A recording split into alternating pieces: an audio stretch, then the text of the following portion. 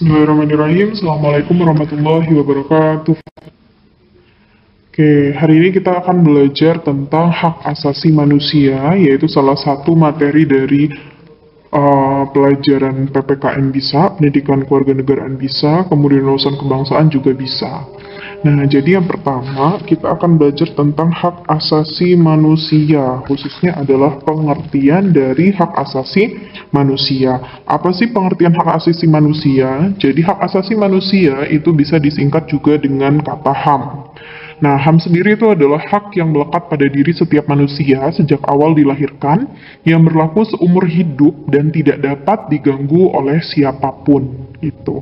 Jadi hak asasi manusia itu hak yang melekat pada diri kita sebagai manusia. Nah, ada apa aja sih yang melekat itu? Yang melekat itu contohnya adalah kita sebagai manusia diberikan nyawa oleh Tuhan. Nah, itulah arti dari hak asasi manusia atau salah satu contohnya yaitu hak hidup. Jadi kita berhak untuk hidup gitu dan melanjutkan kehidupan kita. Kemudian pengertian lagi dari HAM itu adalah HAM adalah hak dasar yang dimiliki setiap manusia sejak lahir sebagai anugerah dari Tuhan Yang Maha Esa. Nah, hak dasar ini tadi yang sudah disampaikan, hak hidup, hak merdeka, dan hak memiliki sesuatu atau hak milik. Nah, selanjutnya ada juga HAM itu adalah hak yang dimiliki manusia menurut kodratnya yang tidak dapat dipisahkan dari hakikatnya, sehingga sifatnya suci, seperti itu. Nah, kemudian menurut John Locke, hak asasi manusia adalah hak yang secara kodrati melekat pada setiap manusia. Kemudian menurut undang-undang, yaitu peraturan yang ada di Indonesia mengenai HAM, itu hak asasi manusia adalah seperangkat hak yang melekat pada hakikat keberadaan manusia sebagai makhluk Tuhan Yang Maha Esa, dan merupakan anugerahnya yang wajib dihormati, dijunjung tinggi, dan dilindungi oleh negara hukum, pemerintah, dan setiap orang demi kehormatan dan perlindungan harkat dan martabat manusia. Artinya, hak asasi manusia di sini memang adalah hak yang melekat pada setiap semua manusia, setiap yang memiliki nyawa, yaitu manusia khususnya. Nah, kemudian HAM ini atau hak asasi ini harus dihormati dan dilindungi hak-hak tersebut, seperti itu. Nah, kemudian kita bahas selanjutnya yaitu sejarah perkembangan hak asasi manusia. Jadi sebelum Masehi, yaitu di tahun 2500 sebelum Masehi sampai 1000 tahun sebelum Masehi, salah satu contohnya atau salah satu sejarah yang dapat kita ambil pelajarannya pada saat perjuangan Nabi Ibrahim melawan kezaliman Raja Namrud. Nabi Musa memerdekakan bangsa Yahudi dan perbudakan Raja Fir'aun agar bebas dari kesewenang-wenangan hukum Hammurabi pada masyarakat Babilonia yang menetapkan ketentuan hukum yang menjalin keadilan bagi warganya. Selanjutnya di tahun berikutnya yaitu tahun 527 sebelum Masehi sampai 322 sebelum Masehi, pada saat itu Kaisar Romawi Flavius Annacius Justinus menciptakan peraturan hukum modern yang termodifikasi yaitu Corpus Juris sebagai jaminan keadilan dan hak asasi manusia.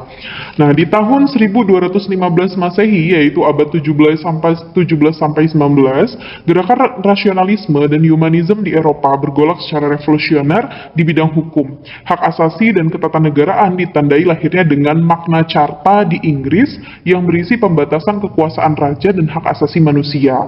Pelopornya pada saat itu adalah John Locke dan Thomas Aquino. Jadi, Magna Carta ini adalah piagam pertama atau peraturan pertama mengenai hak asasi manusia yang ada di dunia yang dikeluarkan saat itu oleh negara Inggris. Kemudian tahun 1679 lahir piagam hak asasi manusia yaitu Habeas Corpus Act yang isinya jaminan kebebasan warga negara dan mencegah penjarahan sewenang-wenang terhadap rakyat. Lagi-lagi hak asasi manusia pada zaman dulu sejarahnya yaitu kesewenang-wenangan pemimpin atau para atasan atau para orang-orang yang memiliki kuasa atau kelompok orang-orang yang memiliki kuasa terhadap kesewenang-wenangan terhadap rakyatnya.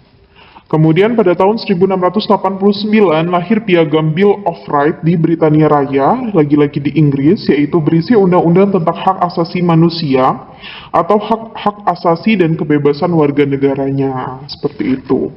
Nah, lanjut lagi di tahun 1776, yaitu pada saat itu ada piagamnya, yaitu Declaration on Independence di Amerika, yaitu deklarasi kemerdekaan yang diumumkan secara aklamasi oleh 13 negara bagian.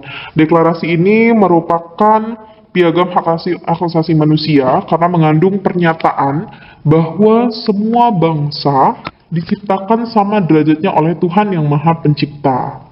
Kemudian pada tahun 1789 lahir piagam deklarasi Destroyed the Old Home at du Citoyen, yaitu piagam pernyataan hak asasi manusia dan warga negara hasil dari revolusi Prancis di bawah kepemimpinan Jenderal Lafayette dengan semboyan liberty atau kemerdekaan, egalite, persamaan, fraternite, persaudaraan yang diprakarsai oleh J.J. Rousseau, Voltaire, Montesquieu. Seperti itu.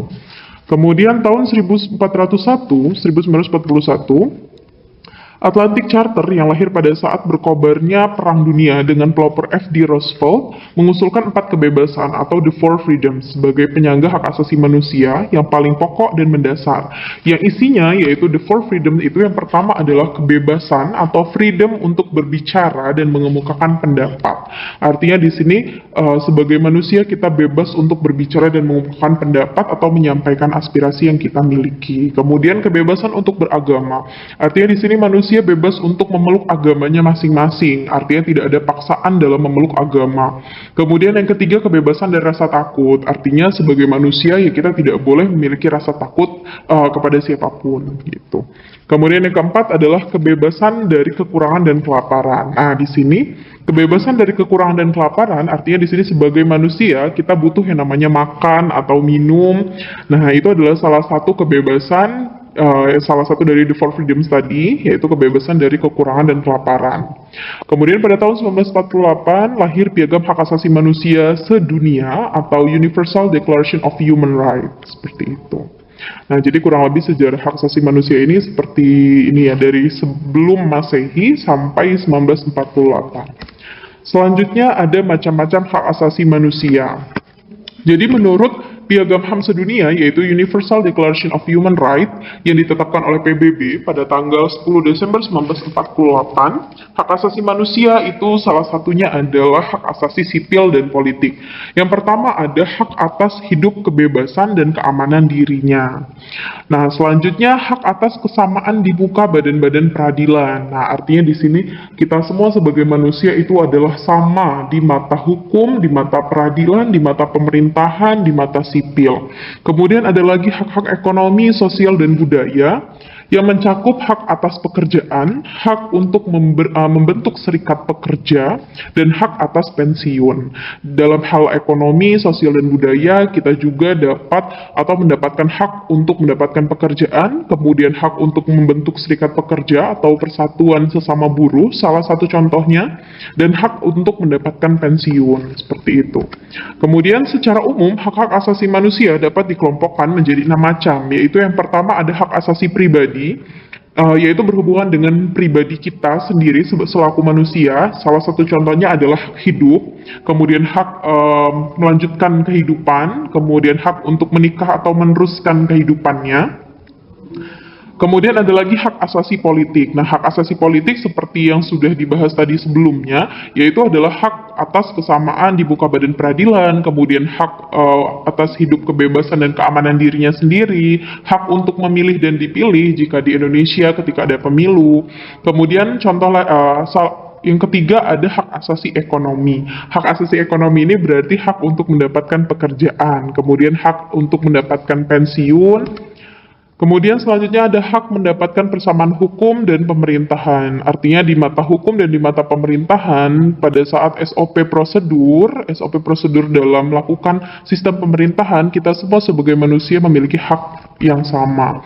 Kemudian ada hak sosial budaya.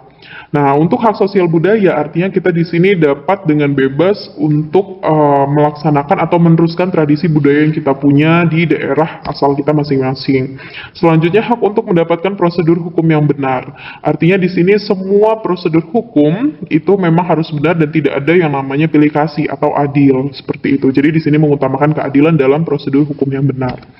Kemudian peraturan perundang-undangan tentang perlindungan HAM di Indonesia itu yang pertama ada Undang-Undang Nomor 39 tahun 1999 tentang hak asasi manusia.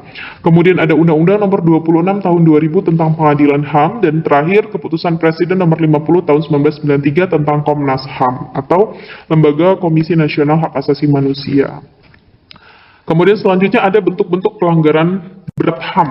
Nah, jadi pelanggaran berat HAM itu adalah yang pertama kejahatan genosida. Kejahatan genosida itu pembunuhan secara besar-besaran terhadap suatu bangsa, agama, ras. Dengan cara biasanya dia sudah sistematis, artinya dia sudah tujuannya yaitu membunuh anggota kelompok, kemudian mengakibatkan penderitaan fisik atau mental yang berat terhadap kelompok, kemudian memindahkan secara paksa anak-anak dari suatu kelompok ke kelompok lainnya. Kemudian ada lagi kejahatan terhadap kemanusiaan, yaitu perbuatan dilakukan sebagai bagian dari serangan yang meluas dan sistematik yang ditujukan terhadap penduduk sipil berupa pembunuhan, kemudian pemusnahan, kemudian perbudakan, pengusiran atau pemindahan penduduk secara paksa, terakhir penyiksaan. Seperti itu materi tentang hak asasi manusia. Apabila ada pertanyaan, saran, kritik untuk kebaikan dan kemajuan bersama, silakan chat di kolom komentar. Jangan lupa subscribe dan aktifkan tombol loncengnya. Terima kasih, saya tutup. Wassalamualaikum warahmatullahi wabarakatuh.